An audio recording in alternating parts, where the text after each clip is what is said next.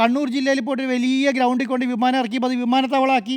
ഇവിടെ ഒരു ഒരു ഒരു സ്ട്രെച്ച് മാത്രം പൂർത്തീകരിച്ചപ്പോൾ അതെന്തായി, പിന്നെ പിന്നെ മെട്രോ സ്റ്റേഷൻ മെട്രോയായി.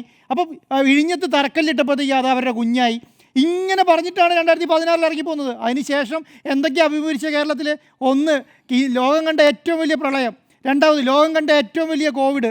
ഇതെല്ലാം അഭിമുഖീകരിച്ചതിന് ശേഷം വരുമാനത്തിൻ്റെ സീറോയിൽ നിന്നും 2016 തുടങ്ങി 2021 ഏറ്റവും വലിയ പ്രകൃതി ദുരന്തങ്ങൾ അനുഭവിച്ച സ്ഥലത്തു നിന്നും പിണറായി വിജയൻ കരകയറി. ആ കരകയറിയത് വലിയ പ്രശ്നമായി മാറിയോ? ആ കരകയറിയ സമയത്ത് 99 സീറ്റിലേക്ക് പിണറായി വിജയൻ അധികാരത്തിൽ വന്നത് എങ്ങനെയാണെന്നറിയോ?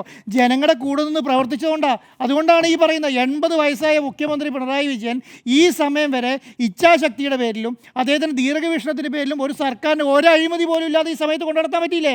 എന്താ പറ്റാത്ത? എന്തുകൊണ്ടാണ് കേരളത്തിലെ പ്രതിപക്ഷ പാർട്ടികൾക്ക് 2016 തുടങ്ങി 2023 ഒരു അഴിമതി ആരോപണം തെളിയിക്കാൻ പറ്റാതെ പോയത്? ഒരെണ്ണം തെളിയിച്ചിട്ട് ഒരു മന്ത്രിയെ രാജിവെപ്പിച്ചാൽ പറയായിരുന്നോ? ഈ പറഞ്ഞ പ്രശ്നം ഉണ്ടാവില്ലായിരുന്നല്ലോ. ഈ 2029 9 വർഷമായിട്ട് ഒരഴിമതി ആരോപണം പറഞ്ഞിട്ട് ഒരു മന്ത്രിയെ പോലും രാജിവെപ്പിക്കാൻ കഴിയാതെ ഈ പ്രതിപക്ഷം നിൽക്കുന്നു.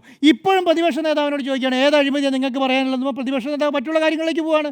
ഒരഴിമതി പോലും ഇപ്പോൾ ഈ സമയത്ത് വരും പരാമർശിക്കാൻ പറ്റുന്നില്ല എന്നുള്ളതാണ്.